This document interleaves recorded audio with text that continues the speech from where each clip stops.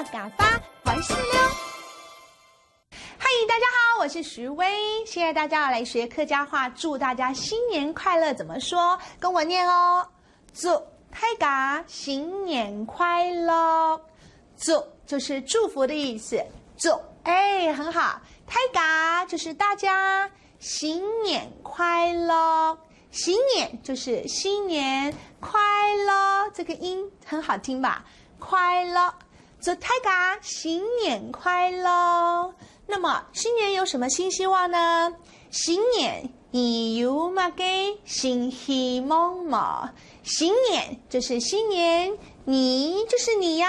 有没有的有？你有嘛个这是什么？嘛个新希望，新希望就是新希望。那个某啊，就是我们国语说的妈，尾音就是问句的意思。